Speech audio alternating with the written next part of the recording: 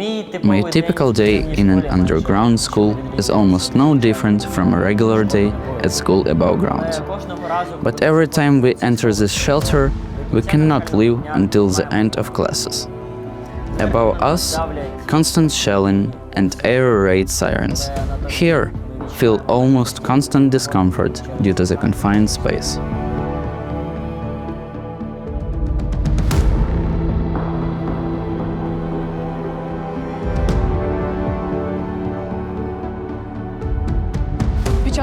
During lessons, we had a simple routine.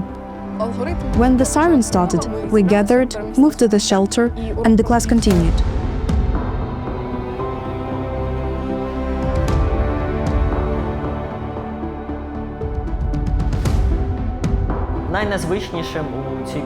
The most unusual thing about this underground school was the impossibility of going outside and the absence of windows.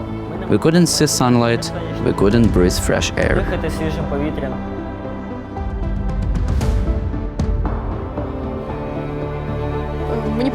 I like sitting by the window, watching the birds in the trees. When that wasn't possible, it was difficult, not only mentally, but physically.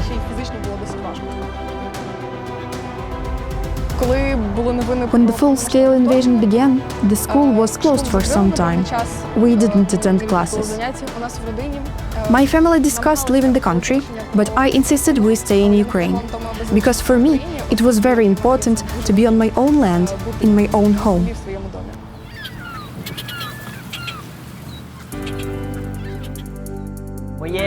My hometown Zaporizhzhia I would probably describe in 5 words: historic, record-breaking, industrial, progressive, and, of course, unbreakable. What I like about Zaporizhzhia is its location.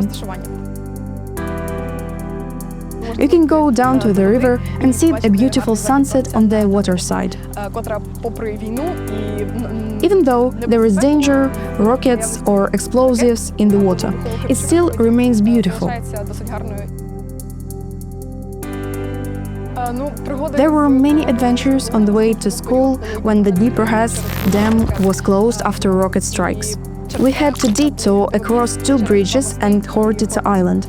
The road, instead of 40 minutes, took an hour and a half.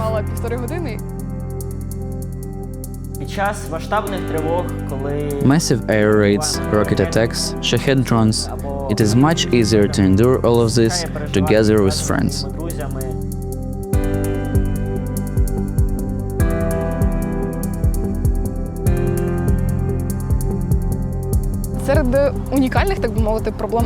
Among the unique problems of Ukrainian teenagers, of course, there is war. And the need to learn to live with the fact that at any moment you might lose a part of your life.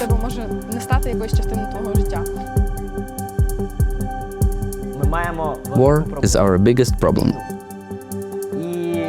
It affects us psychologically, it affects us mentally, but in the end, we remain the same teenagers that are all over the world.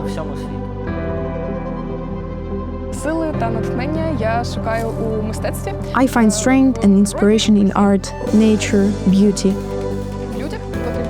and people around me. It is important for me to see my loved ones smile.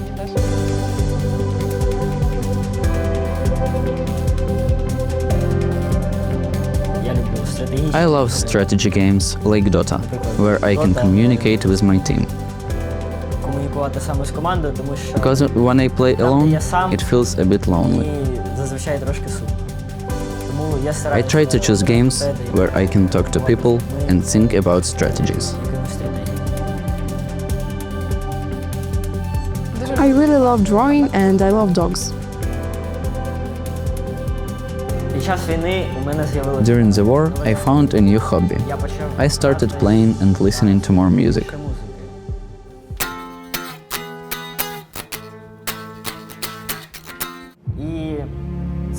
This hobby really helps me escape everything happening here in Ukraine.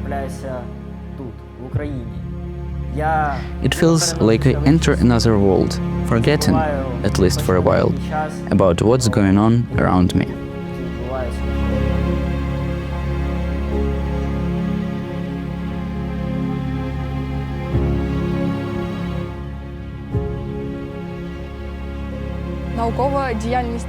Scientific research is also a way to tell the world about what is happening in our country and about the consequences of the war, not only for people, but for nature.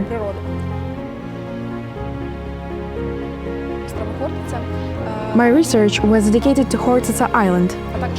We took soil samples, examined rocket impact sites, compared them with untouched areas, and tried to determine whether there was a contamination, chemical, physical, or mechanical.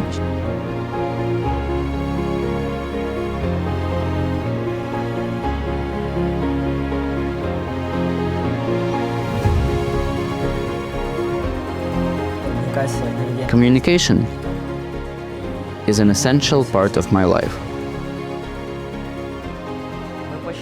Everything I do is built on it. Together with friends, I started holding lectures on mental health and psychological awareness. We worked with children in groups, uniting them, and in just 3 months, we saw how kids began talking to each other, putting their phones aside just to meet classmates and teachers.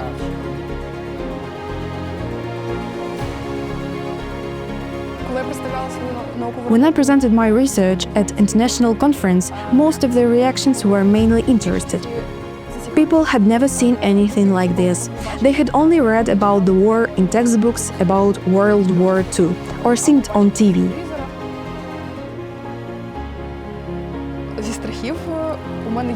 Like all of us, I'm afraid my loved ones might die. I don't worry as much about myself, but about them, because without them, it would be very hard to live.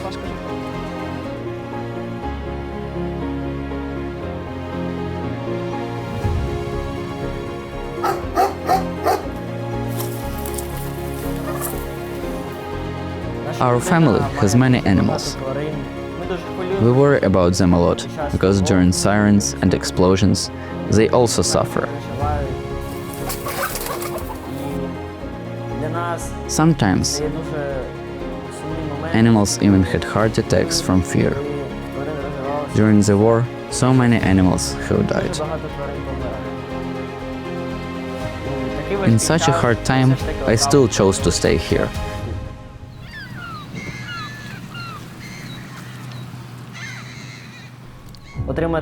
To get my professional education here and to work for the reconstruction of my country after this war. I enrolled at the Kyiv National University of Construction and Architecture. I believe that Ukraine, as it has been for hundreds of years, remains the gateway of Europe, keeping it safe. We hold on so that Europe does not fall, so that the whole world does not fall. I dream of victory. Dreaming is not enough. We must act. And I personally am ready to promise. I will act for the sake of youth, for their stable psychological well-being. My future profession will be connected to rebuilding the country. I see meaning in bringing benefit to people and Ukraine. And only by acting together can we reach the Ukraine of our dreams.